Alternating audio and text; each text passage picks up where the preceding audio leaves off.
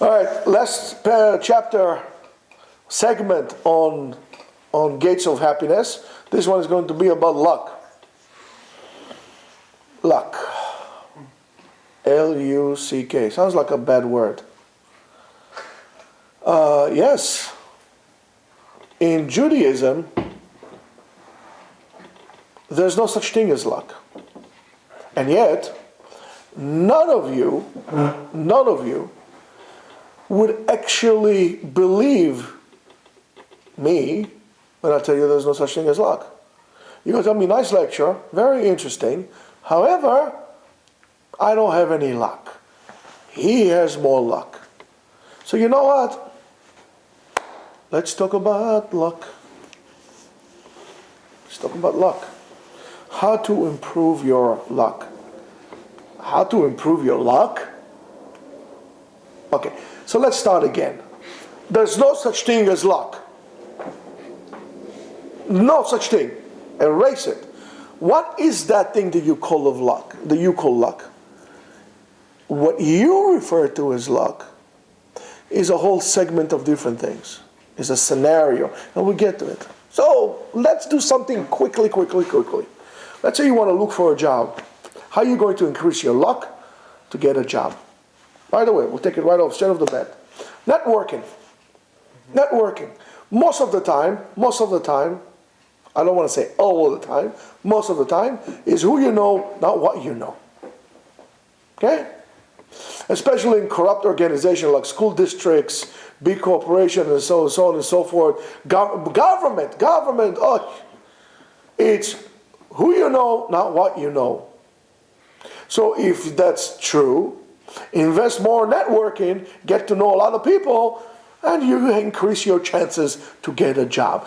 Every person that you know knows about 300 other people or 100 other people. So you increase your chances by leaps and bounds, by just simply networking. So that's right away, right? You increase your luck, good, now let's go home. No, there's more to that. One needs to understand that life is a self-fulfilling prophecy. Whatever you're going to bring upon your life, that's what's going to happen to you at the end. I don't believe in the powers of the universe, the forces, what you send out to the world. I don't believe in that. However, research has shown that the way you think will cause you to operate along those lines. And that will bring a result that will be, in a way, self-fulfilling to what you thought you'll be. If you're going to say, oh, I'm a loser, and you're going to therefore act like a loser, and at the end, you will be a loser. So at the end, you're going to tell me, X equals Y. And I'll tell you, no, it's not. Because you said X equals X. Oh, not Y. How you doing? You came on time. We're talking about luck. Okay? What does it mean? Your actions are determined by the way you think. And when you do put something into work, that's how it is. If you're going to say, you know what? I'm a smart person. And you're going to start thinking along those lines. You're going to become smarter. You're going to do things that smart people do. I'm a very successful person. And as a successful person, you understand, I cannot sit like this and wait for things to happen. I'm a successful person. You need to be out there. I'm a businessman. I dress up in a certain way. And things will happen to you. I'm going to be the best thing that I could be. Argument's sake. You make up your mind. Okay, I'll tell you what. I'm not Spud Webb, I cannot play basketball, because you have to deal with like Empire State buildings over there. Each one is like 7 feet. However, the other one, he is an example of something. He said, listen, I'm going to make it. I'm willing to bet that if you're going to take your basketball and develop some skills, right? And you dedicate, I'm not saying you should, you dedicate 8 hours a day to simply take the ball and shoot it, one after the other, 8 hours a day, without thinking about anything, just practice. And then take a cardboard, put a cardboard that is like 7 feet in front of you, and try to hit the thing like this. You're going to, after a while, increase your chances to hit almost every shot bullseye. So when you're going to come and stand in front of a 7-footer, you're going to throw it like this. You're going to hit it, regardless of how tall he is. By the way, I didn't invent this. Larry Bird did. That's what Larry Bird was doing. That's why he's Larry Bird. So therefore, you put things in your, whatever you'll be. You want to be a successful lawyer? You know what? I'm going to be the best lawyer out there. Right? So you're going to be it. Or you're going to say, no, everybody I spoke to told me that lawyers have to start as paralegals. Yes, you're going to start as a paralegal. Where's Moshe when we need him? Now you're the other one. Yeah, you're going to start as a paralegal. So that's what's going to happen. That's the thing you have to say. If you're going to say, I'm going to put in place that I'm going to graduate top of my class, that's eventually what's going to happen. Yes, you will have to do the work, but you set things in motion from yourself, from within. What makes people successful, and after we finish happiness, we're going to talk about gates to success, not today, some other time. What makes people successful is those who were self-propelled. By the way, what is very common is that every successful person has one person in his life that believed in his potential and encouraged him to do so. Then he'll become successful. Everybody will tell you, oh, you know, Yosef, you got a lot of potential, but you don't tap into it. You have a lot, so you guess what? You're not going to tap into it, because that's what. But one person can tell you, you know what? I really believe you could become this, and that's the person that you need to actually use as a leverage to jump into your thing. Every successful person is somebody like this, and that has that self-propulsion. You don't need to get yourself a personal trainer, a special coach, a special this, to go to this school, to go to the best school.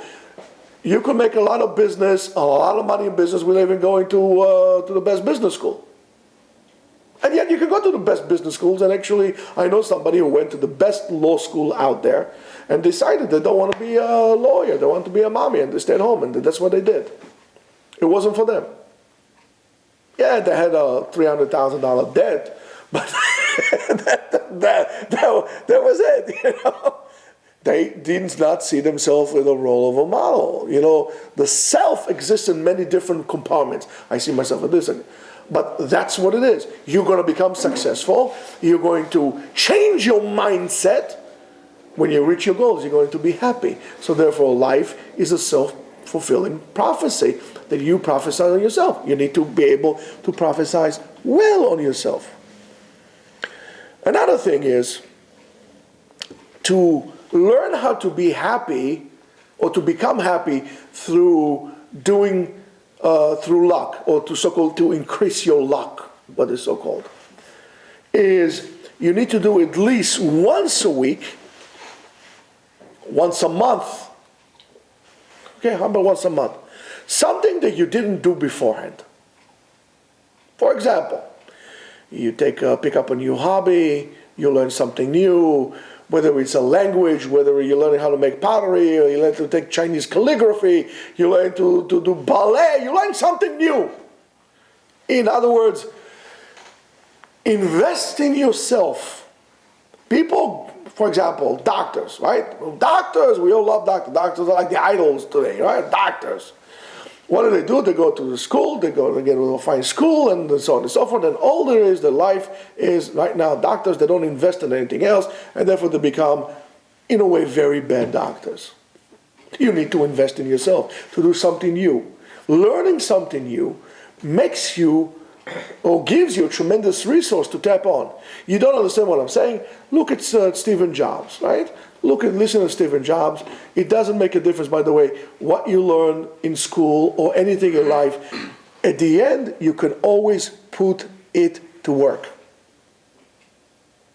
It doesn't make a difference if you learn philosophy, or then you jump to photography, then you went to archaeology. One day will come and you will be able, and there will be plenty of opportunities for you to actually put it to work. If you did or you didn't, that depends on you. That's your decision. But in order to create yourself better luck, you need to create yourself better opportunities. Better opportunities. First, you need to have opportunities. The more opportunities, the more you can choose, the luckier you are. Because if you have very few opportunities, you're stuck. And therefore, what do you have? No luck. So increase your opportunities. Invest in self-enrichment. Enrich in yourself. Develop yourself inside. Learn. Coming to Bet Medrash is a wonderful thing. Every day you learn something new. Every time you come to Bet Medrash, you learn something new. You're not the same person. So coming to learn Yeshiva is an invigorating thing. You learn things, you experience things, you learn things that you know. That keeps your mind always in a spinning cycle. You're always learning, so your mind is eager to learn more, to create more. You become more productive. That's why religious people are more successful than just regular people most of the time, and happier as well. Another one,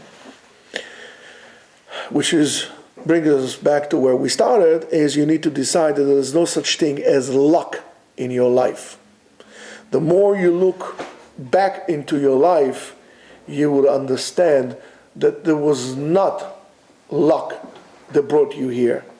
You will understand that besides HaKadosh Baruch Hu, that puts certain things in place, ultimately, even HaKadosh Baruch Hu does not decide for you what's going to happen in your life. He's going to open certain doors for you, but it's your choice to walk in them. In other words, you, and only you, is in charge of the luck in your life. You are in charge of your own luck. So create your luck. Create opportunities. Invigorate yourself with learning something new. Network. Invest in yourself. And you'll be happier. And you'll be able to contribute more. You'll be a much better person. Happier people are better people. Negative people can do horrible things. You'll be a lucky man. You're going to live life that is worthy to be called life. Your life is going to be a movie worthwhile watching.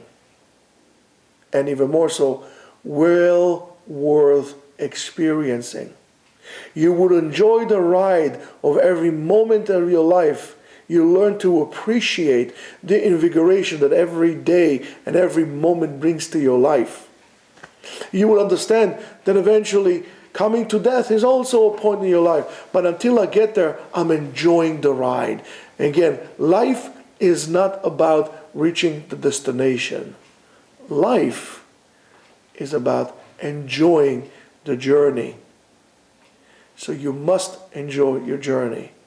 I would recommend to you to watch all the segments that we did, the 6 different segments about happiness, where we talked about money, when we talk about job, when we talk about kids, when we talk about health, we talked about love, and we talked about luck.